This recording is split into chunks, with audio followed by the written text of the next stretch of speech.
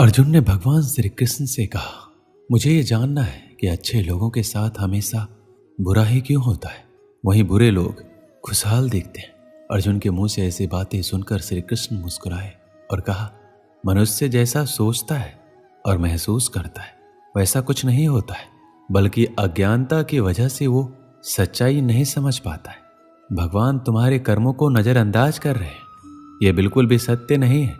भगवान हमें कब क्या किस रूप में दे रहा है मनुष्य को समझ में नहीं आता, मगर आप अच्छे कर्म करते रहे तो भगवान की कृपा हमेशा बनी रहती है।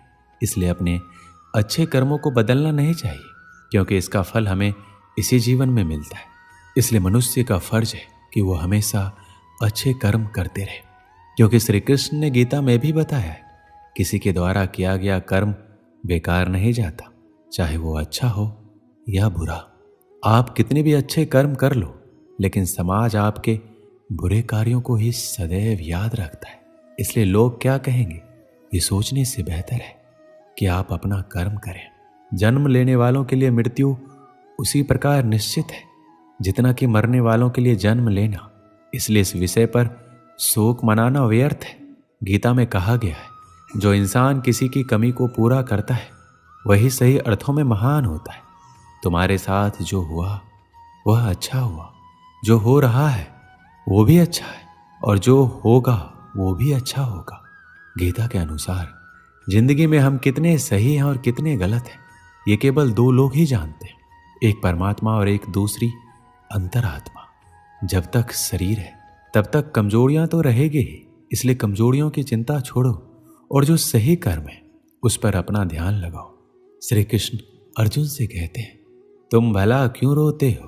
तुमने जो खोया क्या वह तुमने पैदा किया था? आज जो तुम्हारा है वह कल किसी और का होगा, क्योंकि परिवर्तन ही संसार का नियम है। किसी का अच्छा ना कर सको तो बुरा भी मत करना, क्योंकि दुनिया कमजोर है लेकिन दुनिया बनाने वाला नहीं है। यदि कोई व्यक्ति विश्वास के साथ इच्छित वस्तु को लेकर नित्य चिंतन करता है तो वह जो चाहे वह बन सकता है। सच्चा धर्म यह है कि जिन बातों को इंसान अपने लिए अच्छा नहीं समझता उन्हें दूसरों के लिए भी प्रयोग ना करे। कोई भी व्यक्ति अपने विश्वास से बनता है, वह जैसा विश्वास करता है उसी अनुरूप बन जाता है। मन अशांत है और उसे नियंत्रित करना कठिन है, लेकिन अभ्यास से इसे वश में किया जा सकता है। मेरे लिए समस्त प्राणी समान है, ना कोई मुझे अत्यधिक प्रिय है ना ही कम, लेकिन जो मेरी भक्ति पूरे मन से करते हैं मैं सदैव आवश्यकता पड़ने पर उनके काम आता हूं। मन की शांति से बढ़कर इस संसार में कोई भी संपत्ति नहीं है। जो मनुष्य फल की इच्छा का त्याग करके केवल कर्म पर ध्यान देता है वह अवश्य ही जीवन में सफल होता है। जो व्यक्ति क्रोध करता है उसके मन में भ्रम पैदा होता है, जिससे उसका बौद्धिक तर्क नष्ट हो जाता है और तभी व्यक्ति का धीरे धीरे पतन होने लगता है। जब इंसान की जरूरत बदल जाती है तब इंसान के बात करने का तरीका बदल जाता है। जीवन में सफलता का ताला दो चाबियों से खुलता है, एक कठिन परिश्रम और दूसरा दृढ़ संकल्प। कठिन परिश्रम से बचने के लिए व्यक्ति को भाग्य और ईश्वर का इच्छा जैसे बहानों के बजाय चुनौतियों का सामना करना चाहिए। गीता में कहा गया है, कोई भी अपने कर्म से भाग नहीं सकता, कर्म का फल तो भुगतना ही पड़ता है। मनुष्य को अपने कर्मों के अच्छे और बुरे फल के विषय में सदैव सोचकर चिंताग्रस्त नहीं होना चाहिए।